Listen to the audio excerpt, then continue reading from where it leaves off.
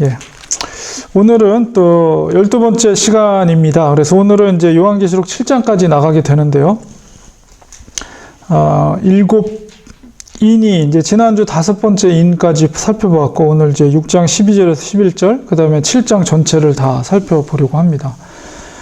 그래서 처음에 이제 6번 인, 그리고 뭐 나팔, 그 다음에 접시, 이렇게 세 세트로 된 재앙이 이렇게 연결돼서 6장에서 16장까지 긴 부분을 이제 계속 이어져 나가는데요.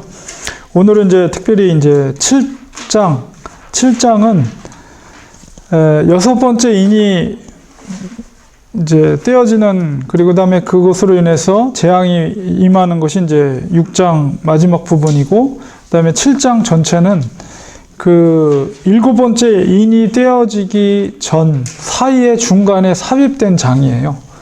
그래서 그 왜 이 7장이 삽입되어 있는가, 우리가 그것을 우리가 전체적으로 살펴볼 텐데, 우리가 일곱째 인이 인봉이 띄어지면서 어린 양이 인을 띄면서 이제 여러 가지 심판들의 모습들이 나타났는데, 왜 7장에서 이렇게 한 장을 할애해서 또 새로운 장을 삽입하였는가, 이 의미를 우리가 7장을 읽어가면서 살펴보겠는데, 먼저 이제 지난주에 이어서 6번째 인이 이제 띄어지는, 그리고 그거로 인해서 이 땅에 내려지는 재앙에 대해서 우리가 본문을 보겠습니다. 내가 보니 여섯째 인을 떼실 때, 이 떼시는 주체는 어린 양이에요. 어린 양이 생략되어 있지만, 어린 양이 그 인을 뗄 때에 큰 지진이 나며 해가 검은 털로 짠 상복같이 검어지고, 그 다음에 달은 온통 피같이 되며, 하늘의 별들이 무화과 나무가 대풍에 큰 바람에 흔들려 설익은 열매가, 그러니까 잘 매달려 있지 않은 설익은 열매가 큰 바람이 부니까 떨어지겠죠. 그런 것처럼 하늘의 별들이 땅에 떨어지며, 그 다음에 하늘은 두루마리가 말리는 것 같이, 여러분 이렇게 종이 둘둘둘 마르면 폈다가 딱 놔두면 다시 두루루 말리잖아요. 그런 것처럼 하늘이 말린다. 그리고 말리는 것 같이 떠나간다. 하늘이 떠나간다. 말리는 것처럼 떠나간다. 그리고 각 산과 섬이 제자리에서 옮겨진다는 것은 뭐 침수되거나 사라지는 거죠. 섬과 산들이. 이 장면 속에서 그 재앙이 처음에는 인터내셔널한 전쟁, 국제적인 전쟁, 그 다음에 내란이 있었고, 그 다음에는 이제 흉년이 되는 것이 있었고, 그 다음에 어떤 재앙이 있었죠? 검은 말이 있죠. 그렇죠. 말이 나타나서 그런 재앙들이 일어나고, 그 다음에 이제 여섯째 인을 떼실 때 이게 땅과 우주적인 재앙으로 더 확장이 되는 것을 보게 됩니다.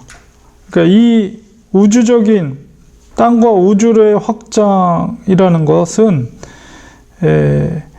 천재지변인데, 이게 완전히 전면적인 것은 아니고, 그러니까 완전히 전 우주가 그렇게 되는 건 아니고, 이 의미적인 것은 어떤 부분적인, 그러나 굉장히 큰 생태계의 훼손이 일어나게 되는 것을 이제 설명한 것이다, 이렇게 우리가 이해할 수가 있습니다. 그리고 이런 우주적인 재앙, 땅과 우주적인 재앙 속에서 이제 그 6장 15절에 보면 땅의 임금들과 왕족들과 장군들과 부자들과 강한 자들과 모든 종과 그 속한 모든 종과 또 자유인이 굴과 산들의 바위 틈에 숨어서, 그러니까 이런 엄청난 우주적인 재앙이 있을 때 앞에서 기록되어 있는 이 사람들의 부류는 대부분이 굉장히 이 땅에서는 강한 자에 속한 부류죠. 이 사람들이 그 심판의 두려움에 떨어서 바위 틈에 이렇게 숨어 있는 장면, 그리고 그들이 이제 말하기를 산들과 바위에게 말하되, 말하는 주체는 이 왕이라든가 이런 왕족들인가 이 사람들, 숨어 있는 사람들이 말하되, 우리 위에 떨어져서, 그러니까 산들과 바다가 우리가 바위 틈에 숨어 있는데, 혹은 굴 속에 숨어 있는데, 그런 바위들이 이렇게 우리 위에 떨어져서 굴 속에 숨어 있으면 바위가 이제 굴을 막을 거 아니에요. 그래서 보좌에 앉으신 이는 하나님이죠. 하나님의 얼굴에서와 또 어린 양의 그 진노, 이제까지 여러 가지 그 진노에서 우리를 가리라. 살려달라는 거예요.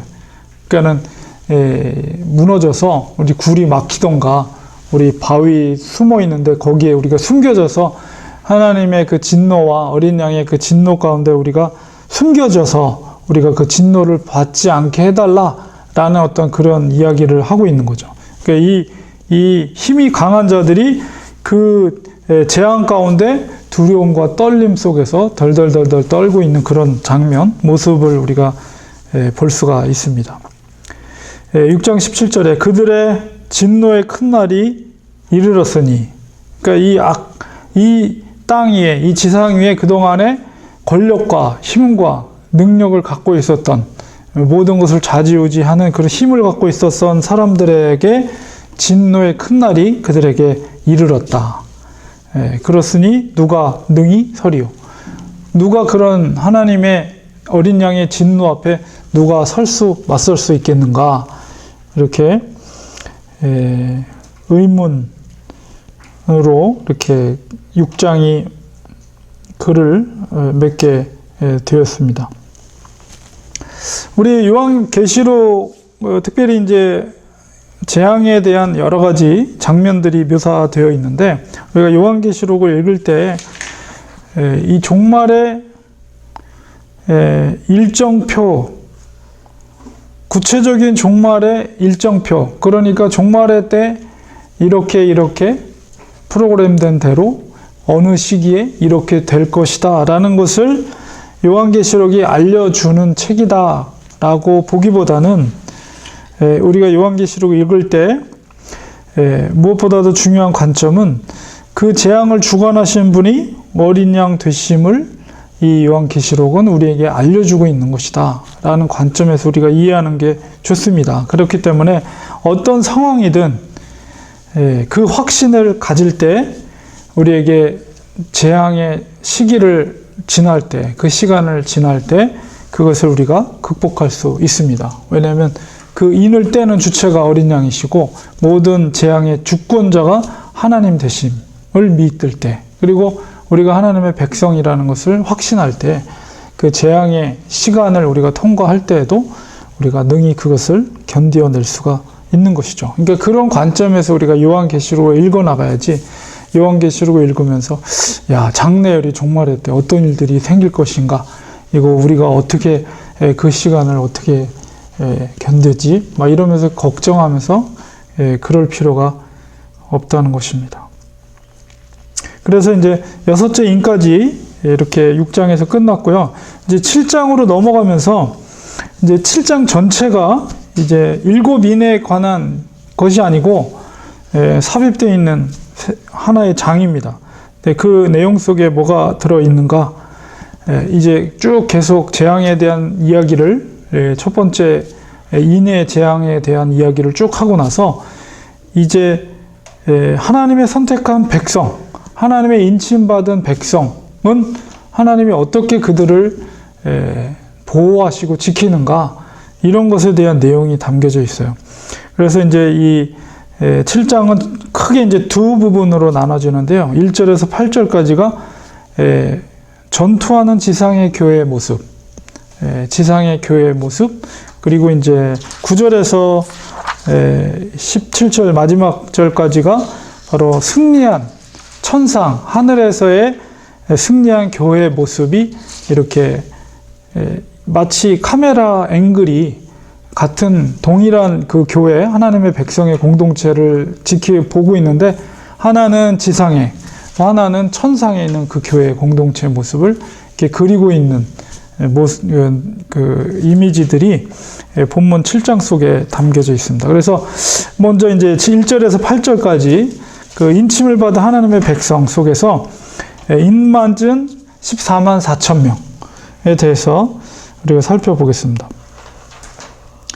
이 일 후에, 그러니까 누가 능히 서리오 하면서 이 딱 물음표를 하고 나서 그 사건 일 후에 내가 네 명의 천사가 땅 네 모퉁이에 선 것을 보니, 여기서 이제 땅 네 모퉁이라고 되어 있는 것은 온 세상을 표현하는 묵시적인 표현이라고 볼 수가 있습니다.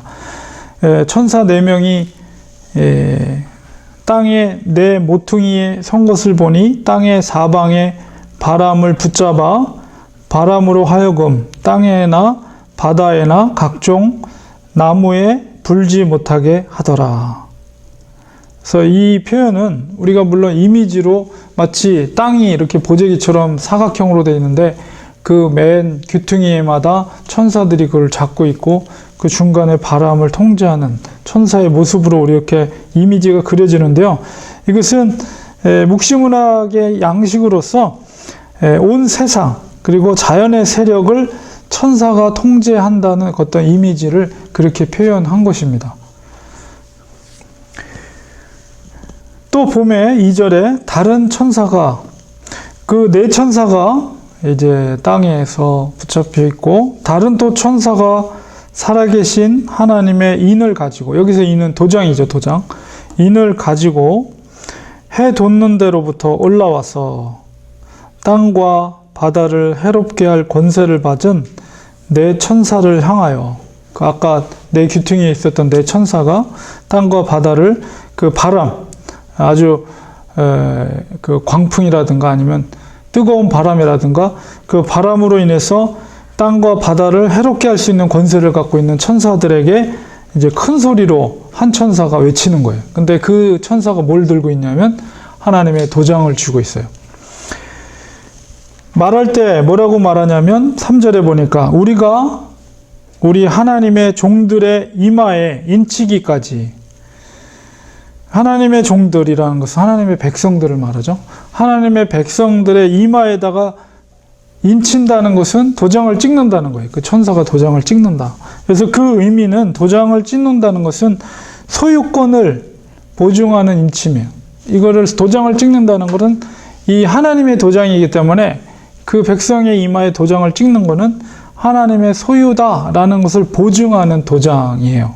그래서 그 하나님의 인을 가진 천사가 하나님의 종들의 이마에 인치기까지 땅이나 바다나 나무들을 해하지 말라. 그 네 명의 천사, 그 권세를 갖고 있는 네 명의 천사에게 그렇게 말하는 것이죠.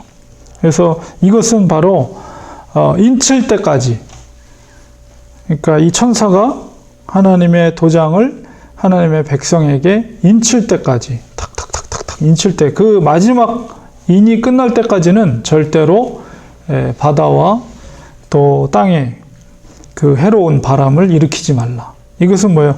하나님의 백성을 철저하게 보호하시고 지키시는 하나님의 섭리, 그리고 그때까지 재앙이 연기되게 하기 위한 하나님의 보호하심, 이런 것을 우리가 알 수가 있습니다. 그리고 7장 4절에 보니까 여기서 나는 사도 요한을 말해요. 내가 인침을 받은 자의, 그 천사가 도장으로 땅땅땅땅땅 찍으면서 인친 자의 숫자를 들으니, 그 천사가 얘기를 하는 걸 들었나 봐요. 몇 명이나 도장을 찍었는가. 그랬더니 이스라엘 자손의 각 지파 중에서 인침을 받은 자들이 14만 4천이니,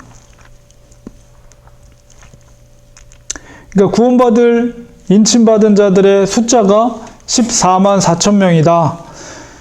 이렇게 요한이 들었다고 이야기를 하고 있습니다. 여기서 그 14만 4천의 해석을 우리가 어떻게 하냐에 따라서 이제 굉장히 다른 해석들이 나오게 되는데요. 가장 극단적인 두 가지 해석이 뭐냐면, 첫 번째는 이제 오늘날의 그 신천지 같은, 저희 같이 신대원에서 같이 동기로 공부했던 목사님이 이제 천안에 교회가 있거든요. 근데 어저께 제 페이스북 사진 보니까 그 목사님이 신천지에 대놓고 공포했어요. 공개 토론하자. 우리 교회로 와라. 그러니까는 뭐 걔네들이 또 뭐 역으로 뭐 성경책을 다 내려놓고 성경책 없이 그냥 뭐 공개 토론하자. 뭐 이런 식으로도 뭐 다시 뭐 주문을 했는데, 아니 성경을 가지고 토론하지 않으면 어떻게 토론을 하냐. 그러니까 또 청년들이 한 수백 명이 교회 앞에 와가지고 시위를 하는 장면이 이제 사진이 찍혔더라고요. 다행히도 비가 억수로 내렸대요. 억수같이. 이게 뭐 우비를 입고 와서 대부분 다 어린 학생들이 와가지고 그 앞에서 이제 시위하는, 그리고 경찰차도 됐고, 그래서 뭐 무사하게 예배는 잘 마쳤다고. 뭐 오히려 교회 홍보해줘서 고맙다. 뭐 이런 얘기로 이제 목사님이 그랬는데, 그 신천지에서 주장하고 있는 바는 이거를 문자적으로 받아요. 그래서 진짜로 구원받는 구원자의 숫자가 14만 4천 명이다. 그래서 그 14만 4천 명을 그 신천지에서 어떻게 카운트하는지 모르겠어요. 나름대로 뭐 등록 인원들을 카운트하겠죠. 그래서 그 14만 4천 명을 채우기 위해서 그렇게 뭐 다, 특히나 이제 대학생들, 젊은 대학생들을 아주 전략적으로 다 포기하고, 공부하는 거 다 포기하고, 그 안에 들어가면 다 포기하게 만들어요. 가족들이랑도 완전 등을 돌리고 완전히 거기에 들어와서 거기서 뭐 합숙 생활을 하면서 그런 정신 무장을 시키는 거죠. 그래가지고 이제 그 14만 4천 명을 채우기 위해서 그렇게 전도를 하는. 그래서 그 극단적인 해석이 그걸 문자적으로 그냥 그대로 받는 것. 그래서 구원받은 숫자가 14만 4천 명이다. 이렇게 해석하는 부류가 있는 반면에, 또 한 부류는 이제 대표적인 게 세대주의자들인데요. 이스라엘 12지파에서 나온 유대인들이다.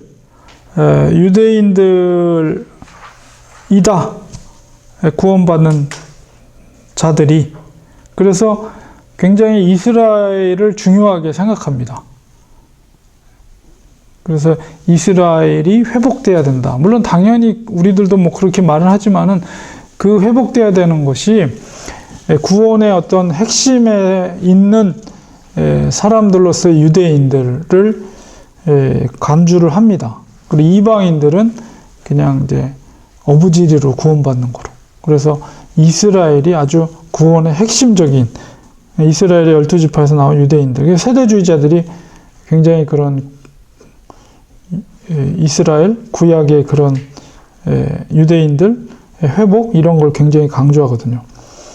그러나 그 두 극단적인 해석은 올바른 것이 아닙니다. 그러니까 우리가 14만 4천 명을 이거를 문자적으로 받아서는 안 되고, 그것도 혈통적인 이스라엘 지파로부터 나온 백성들이다, 이렇게 생각해야 하는 것도 잘못된 겁니다. 그래서 우리가 14만 4천이 이제 어떻게 계산이 된 거냐면, 이제 상징적인 숫자가 10이라는 숫자가 많이 나오죠, 성경에.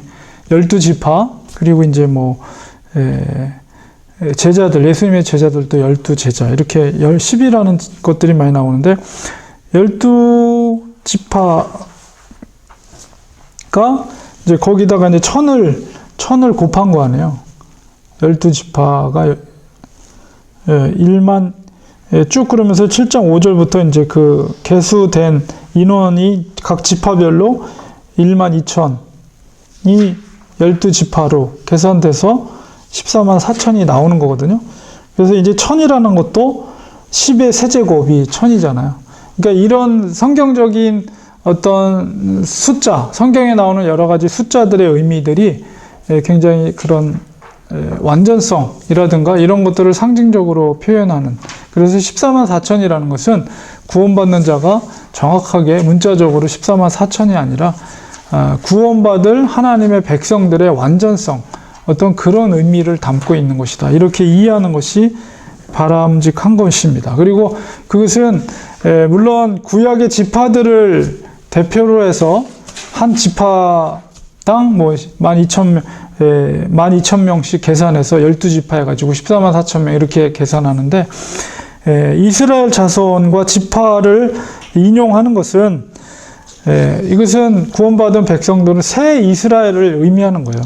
그러나 구약에 예언된 하나님의 축복과 모든 것을 계승하는 의미 속에서 바로 12지파와 이스라엘에 대한 언급을 하고 있다. 이렇게 우리가 이해할 필요가 있습니다. 그렇기 때문에 오늘날에 더 이상 혈통적인 이스라엘이 선민이고 혈통적인 이스라엘이 구원에 있어서 뭐 절대적인 어떤 기준이 되는 존재들이라고 우리가 그렇게 더 이상 받아들일 필요 없고, 왜냐하면 예수 그리스도 안에서 헬라인이나 이방인이나 다 하나님의 백성이 될 수가 있는 것이거든요. 그러니까 오늘날에 구원받은 새 이스라엘, 그것은 혈통이나 민족을 초월하는 거예요. 예수 그리스도의 복음을 통해서. 더 이상 유대인들이 무슨 우월성을 갖고 있고 선민이다라는 주장은 의미가 없는 거예요. 더 이상 예수 그리스도께서 오셔서 우리에게 복음으로 선포하셨기 때문에. 그래서 헬라인이나 유대인이나 이방인이나 뭐 유대인이나 상관없이 예수 그리스도 안에서 같은 동일한 하나님의 백성이 되는 것이죠. 그렇기 때문에 14만 4천 명이라는 것은 상징적인 숫자다.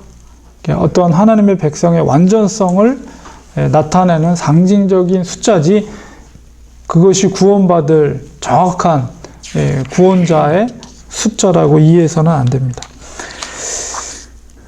그래서 이제 각 지파별로 이제 뭐 유다 지파 12,000, 르우벤 지파 12,000이요, 갓 지파 12,000이요, 아셀 지파, 납달리 지파, 므낫세 지파, 시몬 지파, 레위 지파, 이사갈 지파, 스불론 지파, 요셉 지파, 베냐민 지파, 다 12,000씩으로 해서 12,000 곱하기 12 하니까 14만 4천이 되는 거죠. 그런데 이제 여기서 이제 조금 민수기에 있는 지파들의 순서와 그 다음에 그 민수기에서 나타나고 있는 12지파의 이름과 명칭과 약간씩 차이가 있는 거는 있어요. 그 뭐냐면은 처음에 시작하는 게 르우벤부터 시작이 되거든요. 민수기에선 르우벤이 첫째니까, 장자니까. 그런데 여기서는 처음에 유다 지파부터 시작해요. 그래서 일종의 영적인 우선순위를 두고 있다, 이렇게 이해할 수가 있고요. 그 다음에 단 지파가 여기서 빠져 있어요. 단 지파가 빠져 있고 대신에 이제 레위 지파가 들어가 있는데, 단 지파가 언급되지 않은 것은 뭐 정확한 거는 학자들도 잘 모르겠지만, 그러나 이제 어떤 단 지파의 죄악, 뭐 사사기 18장 30절, 열왕기상 12장 29절에 어떤 단 지파의 어떤 죄악에 대한 것에 대해서 그 지파가 언급되지 않은 것이 아닌가. 뭐 정확한 건 모르지만 아마 그렇게 추측을 합니다, 학자들이. 그 다음에 이제 에브라임, 므낫세, 이게 이제 요셉의 아들들이거든요. 12지파가 특별히 이제 요셉은 분깃이 2개로 돼요. 아들들이 에브라임, 므낫세. 근데 이상하게 여기에서는 에브라임이라는 이름을 안 쓰고 그 아버지인 요셉을 썼어요. 요셉. 요셉 지파. 그래서 이것도 뭐 모릅니다. 정확하게는 모르나, 기질적으로 이제 에브라임이 좀 강하고 반역을 모색하는 특징이 전체적으로 이스라엘 역사 속에 보면 그런 것이 나타나기 때문에 빠진 것이 아닌가, 이제 그렇게 추측만 할 뿐이죠. 그래서 어쨌든 간에 민수기에 나타나는 12지파와는 약간 그런 차이들이 있다는 것은 있지만, 어쨌든 간에 그러나 어쨌든 구약 이스라엘이 받을 이런 지파를 언급한 것은 그 유산, 이스라엘이 받을 유산과 축복을 계승하는 영적 이스라엘로서 그것을 표현하기 위해서 이스라엘의 12지파를 이렇게 대표적으로 설명을 하고 있다라고 여러분이 이해하시면 되겠습니다.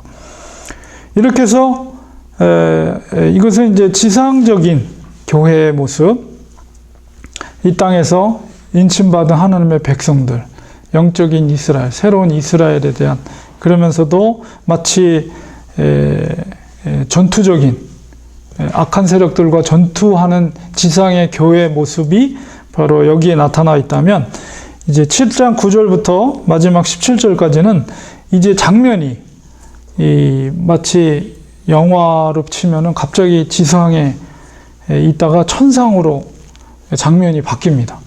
그래서 그 천상에서의 모습, 교회의 모습으로 이제 설명을 하고 있어요.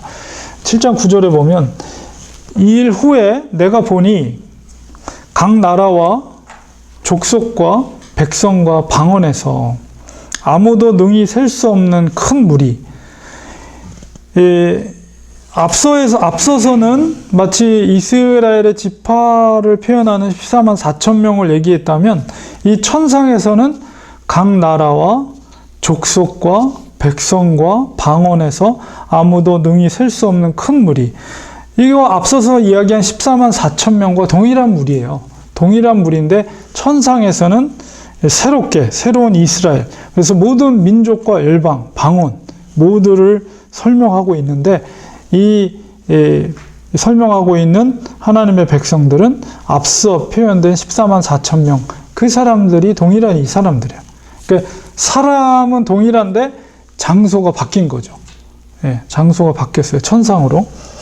큰 무리가 나와서 흰옷을 입고, 그들이 이제 다 흰옷을 입고 손에 종려 가지를 들고 보좌 앞과 어린 양 앞에 서서, 제가 종려주일 때 제가 이 부분을 종려 가지 그 부분을 설명하면서 이 본문을 제가 읽어 드렸는데요. 이 종려 가지라는 것은 예수님께서 예루살렘에 입성할 때 이스라엘 백성들이, 유대인들이 종려 가지를 꺾어서 호산나 외치면서 그 나귀를 타고 지나가시는 예수님의 그 길 위에 펼쳐놨잖아요. 종려 가지를 꺾고 흔들면서. 그래서 이제 종려 나무를 히브리 말로 다말이라고 그러거든요. 다말. 여자 이름 다말 있잖아요. 다말이 상징하는 것이 이게 다산, 풍성함 이런 것을 상징해요. 다말이라는 종려 나무의 상징이. 근데 이게 이제 나라를 빼앗기고 디아스포라로 이스라엘 백성들이 나라를 빼앗기고 이제 하면서 그 종려나무의 그 상징적인 의미가 메시아의 도래, 왕의 회복, 그런 의미로 역시 동시에 그런 의미가 다시 부여됐어요. 그래서 종려나무를 가지를 꺾어서 이렇게 예수님을 맞이한 것은 왕이 오셨다는 거예요. 메시아 왕이 오셨다. 그런 의미를 갖고 있어요. 그런데 이제 거기서 예수님을 맞이할 때 유대인들의 종려나무 꺾고 이제 호산나 외쳤던 그들의 맞이함은 이제 잘못된 메시아 인식이죠. 그런데 여기서는 진짜 어린 양 앞에 그 하나님의 14만 4천 명, 하나님의 백성들이 흰옷을 입고 손에 종려나무 가지를 들고 바로 어린 양 앞에, 그분 앞에 서서 큰 소리로 외쳐 이르되 구원하심이 보좌에 앉으신 우리 하나님과 어린 양에게 있도다. 보좌에 앉으신 우리 하나님 그리고 어린 양에게 있도다 하면서 그 종려나무 가지를 꺾어서 그 하나님의 인친 백성들이 천상에서 승리한 이 8절까지는 지상에서 전투적인 악한 세력과 맞서 싸우는 전투적인 교회의 모습이었다면 천상에서는 이미 승리를 쟁취한 교회 성도들이 보좌에 앉으신 하나님과 어린 양 앞에서 흰옷을 입고 종려나무 가지를 꺾어서 오직 구원하심이 우리 하나님과 어린 양께 있도다 하면서 찬미하는 그런 천상의 모습으로 보여지고 있습니다. 그리고 이제 그러할 때 모든 천사가 보좌와 장로들과 내 생물의 주위에 서 있다가, 수많은 천사가 있겠죠. 천상에.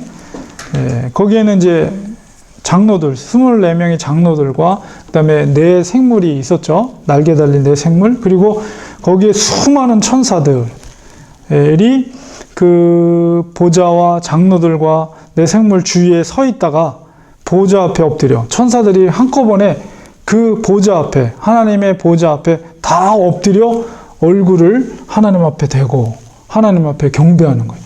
얼마나 엄청납니까? 그 천상에서의 승리한 교회 모습이 흰옷 입은 하나님의 14만 4천 명, 상징적인 표현이지만 구원받은 하나님의 백성들과 그 다음에 24장로와 네 생물체, 그리고 거기 주위에 있는 수많은 천사들이 동시에 머리를 조아리며 하나님 앞에 경배하면서 이제 노래를 하는 거예요. 합창의 모습이, 합창하는 모습에 이 밑에는 이르되 아멘 찬송과 영광과 지혜와 감사와 존귀와 권능과 힘이 우리 하나님께 세세토록 있을지어다.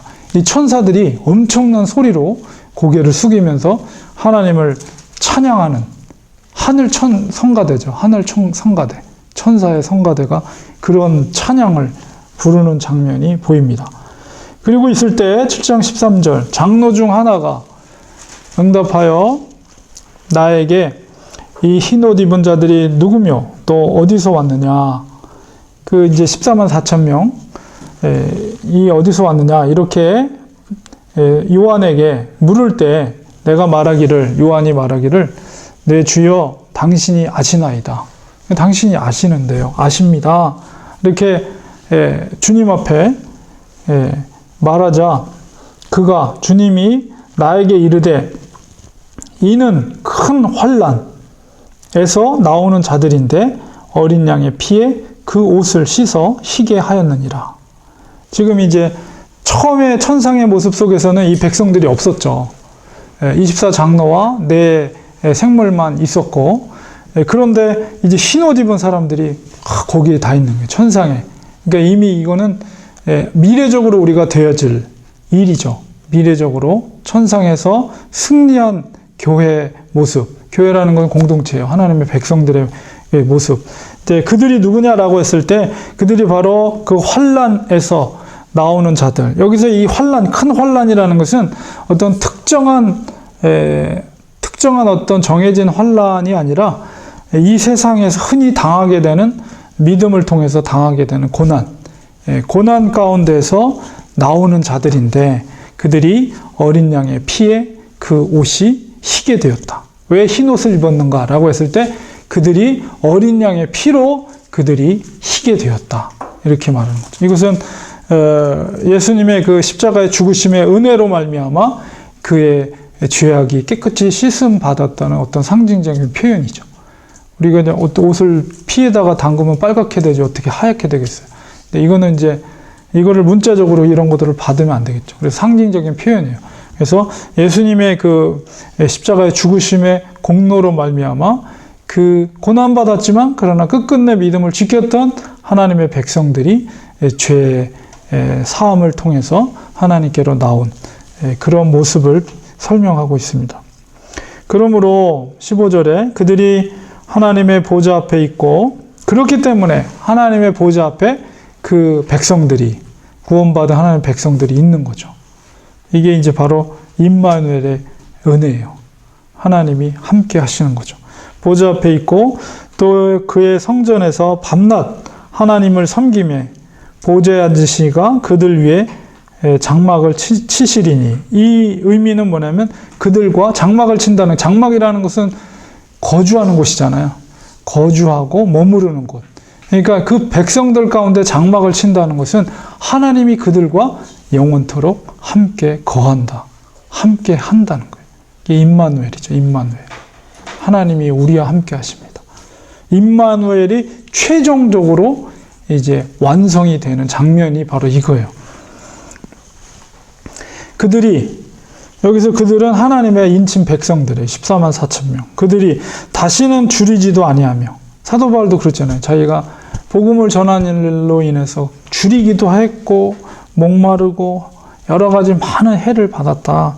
그런데 그들이 이제 다시는 줄이지도 아니하며 목마르지도 아니하고 해나 아무 뜨거운 기운에 상하지도 아니하리니, 이는 보좌 가운데 계신 어린 양이, 예수 그리스도죠.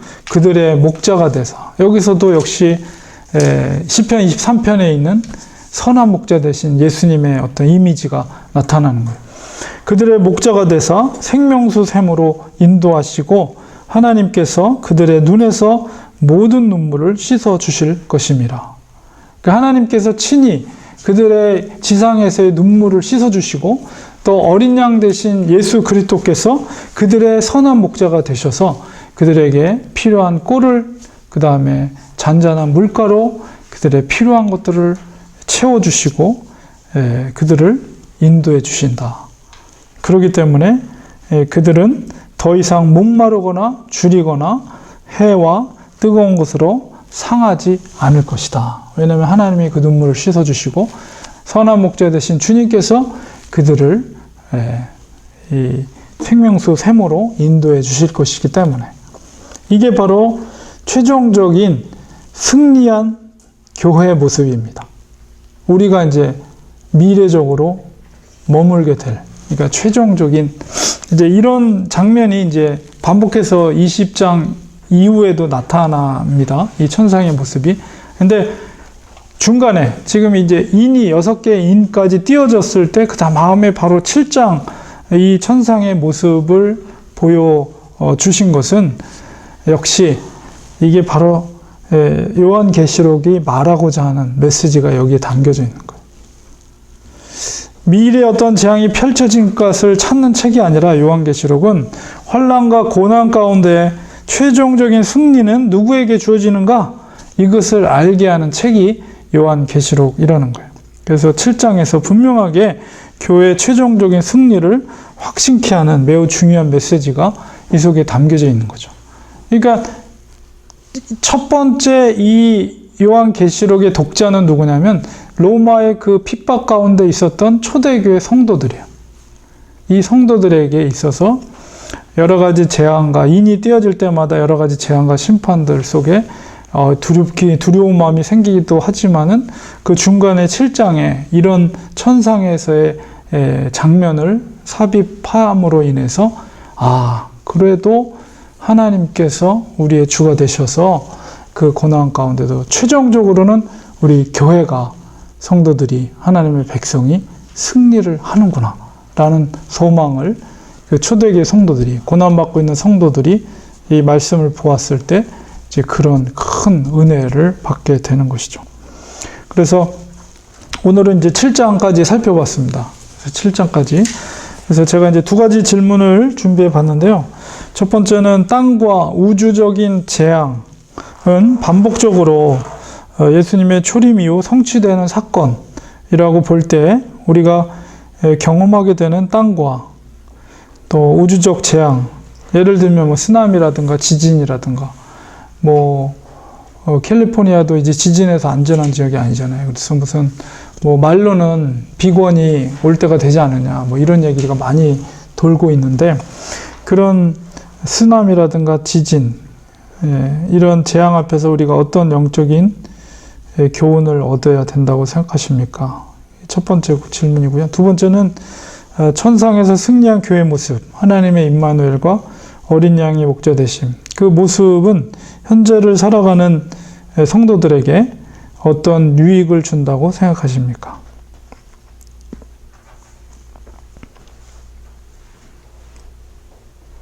두 가지를 제가 질문을 준비를 해보았습니다.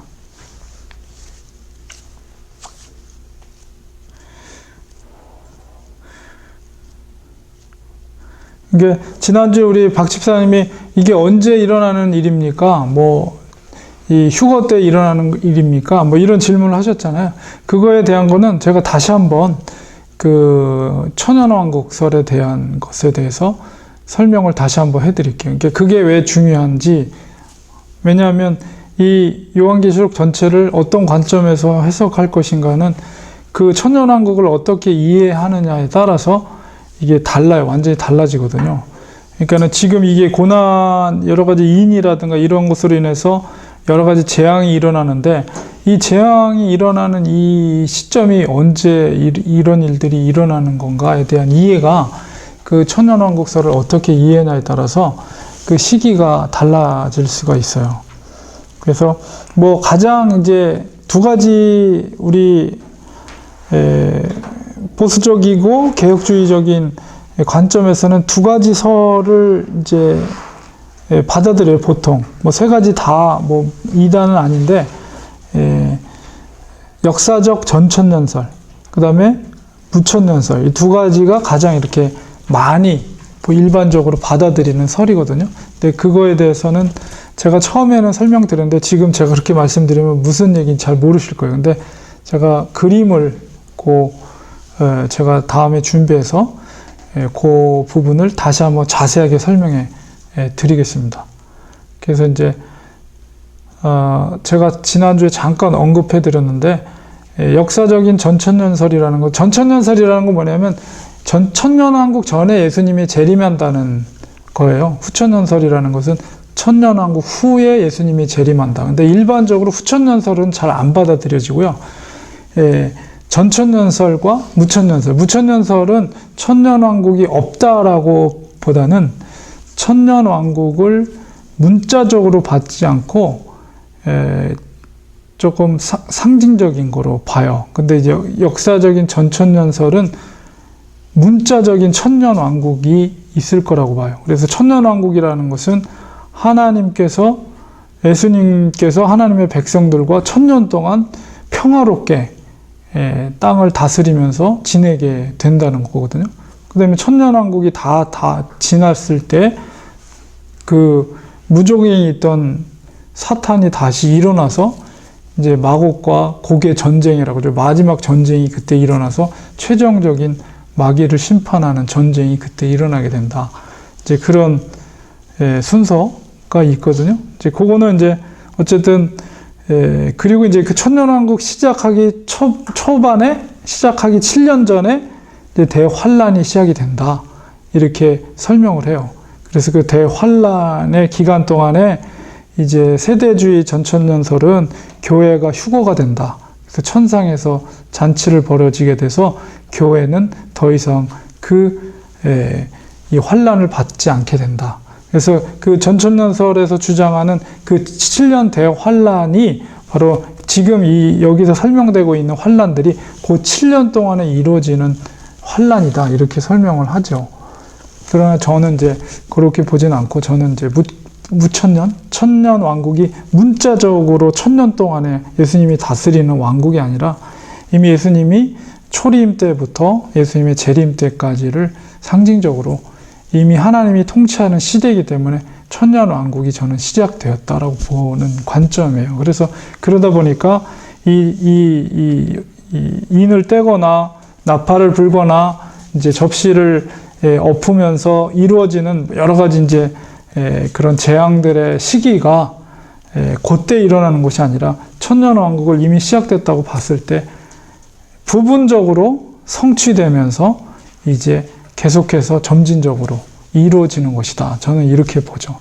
그래서 그렇게 볼 때 이제 차이가 있어요. 근데 서로가 약점이 있어요. 서로가 완전하진 않아요. 왜냐면 성경이 말하는 게 정확하고 완전하면은 하나를 딱 믿으면 되는데 그렇지가 않고 서로가 장점이 있고 약점이 있어요.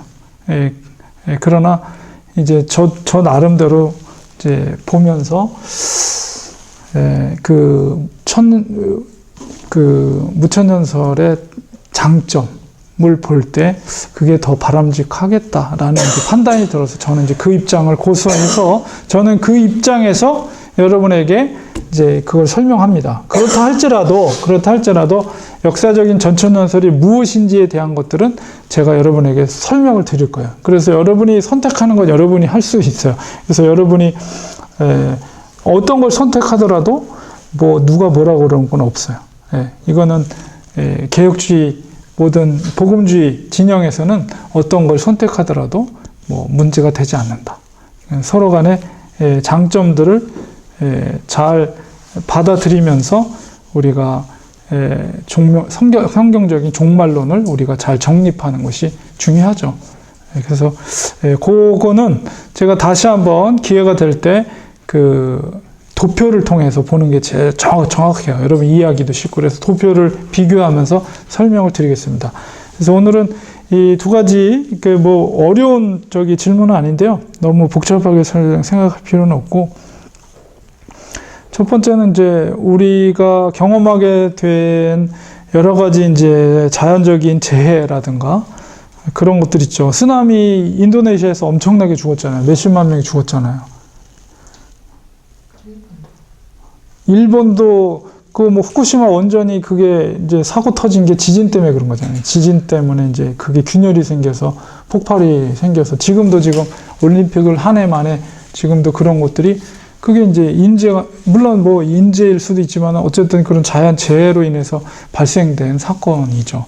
그래서 그런 어떤 큰 사건들 앞에서 우리가 어떤 영적인 교훈을 얻어야 될까라고 했을 때, 뭐, 여러 가지 이제 생각을 하게 되죠. 뭐, 큰 어떤, 근데 이제 기독교에서 이제 이런 것과 관련돼서 뭐, 자연적으로 어떤 죄와 관련돼서 죄 때문에 그 나라의 죄 때문에 그런 것이 발생된 것이다. 이런 무조건 이제 그런 식으로 이제 해석해버리면 이제 뭐 지탄을 받죠.